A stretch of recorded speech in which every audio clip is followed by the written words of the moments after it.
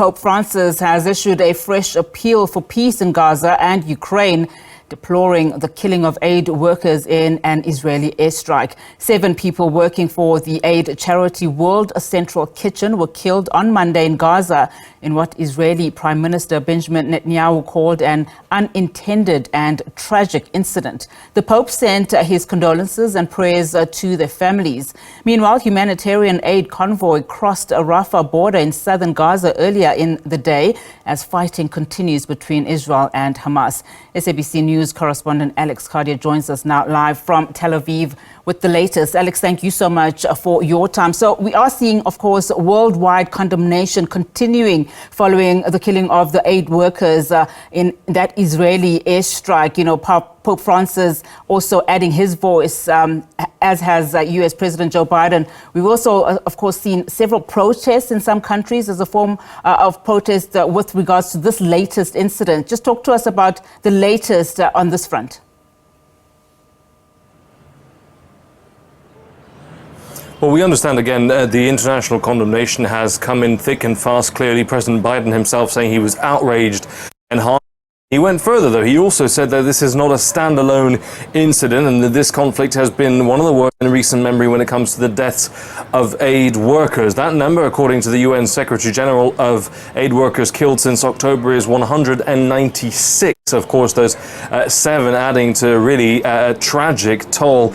Now, the UN Secretary General Antonio Guterres also said that this strike was the inevitable consequence of the way this war is being conducted by Israeli troops. We have heard from Prime Minister Netanyahu, who said he and Israel deeply regrets the tragic incident. There will be a full, swift and transparent investigation, he says, and that they will make those findings public. We also heard from Herzl Halevi, the head of the Israeli army, saying that this was not an intentional strike and there was no intention to target World Central Kitchen, but it was a misidentification at night during a time of war, and he said it should not have happened. So clear regret there from the Israelis, who say they will investigate this, but clearly a lot of answers are still needed. We see from Israeli reporting in the Haaretz newspaper that this was really 3 separate strikes on each of those vehicles individually. The first was hit.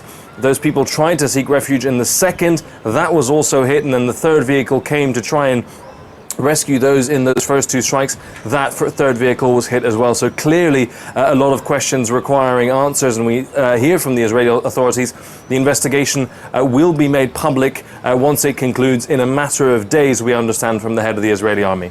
Now, of course, as this is ongoing, there is concern that humanitarian aid be, transported into Gaza at least, so that those that need it get it. But we are hearing conflicting reports of, in some instances, humanitarian aid convoy was seen crossing Rafah border in southern Gaza earlier in the day, as the fighting continues.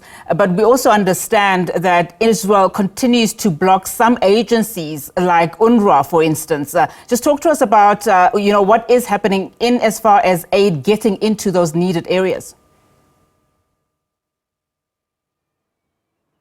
Well, that's the big question now, and that will be the real profound concern. I was speaking to an UNRWA official just earlier today, and UNRWA is the largest aid agency operating in Gaza. Half of the UN supplies into Gaza were on UNRWA trucks, so clearly that will be a piece of this puzzle, and that still being blocked by the Israelis, but also the work of World Central Kitchen being suspended. That second aid ship, which had 400 tons of food on board, about 1 million meals according to the charity, well, 240 tons of that food will remain undelivered because those ships had to leave Gaza as a result of this strike. So you have 240 tons of food sailing away from a starving population. Another insight as well from the National Security Advisor in the United States, Jake Sullivan, at a recent meeting with Israeli counterparts. We understand from reporting in Axios that he warned Israel that the agency, the UN-backed agency that warned that Gaza was on the verge of famine, could be weeks away from issuing a famine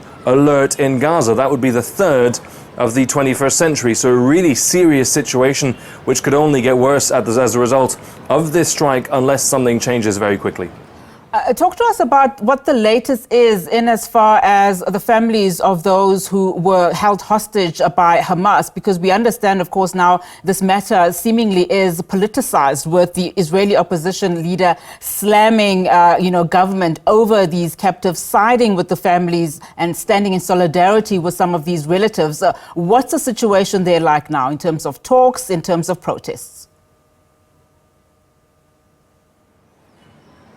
Well, we've seen ongoing protests. It's now day 3 of a 4-day protest in Jerusalem, with the families of those hostages calling on the government to reach a deal immediately for their release. We've seen a real shift in this protesting on Saturday last weekend after the families of the hostages joined with anti-government protests. Previously, they'd just been holding rallies and vigils and not getting into these anti-government protesting. Now there seem to be, for some of them at least, joining forces. We know that some family members of hostages have called on Prime Minister Netanyahu to resign and leave room for somebody else to strike a deal. And in the last couple of days, we've also seen the daughter of one of the hostages still being held in atrocious conditions in Gaza.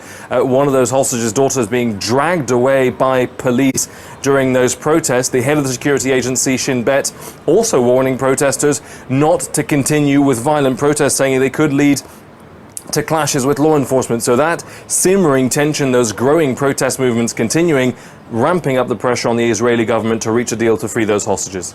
And Alex, as we wrap, just the latest in terms of what is happening with the situation in Iran. Of course, we know that Israel has said that they were not responsible for that attack, but Iran's Islamic Revolutionary Guard is insistent that it will counter-attack Israel, following that consulate airstrike. Just talk to us about the latest there.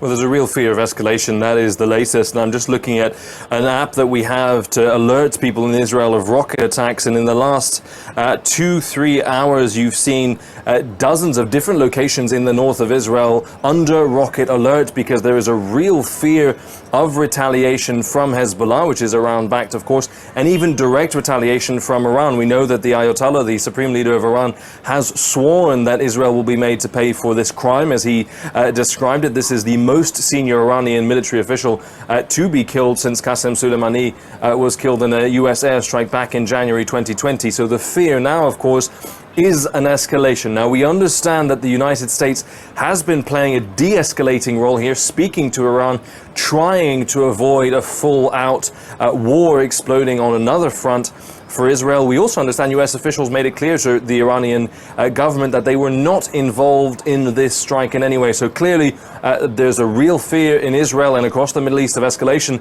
The United States talking to players in the region to try to avoid that happening.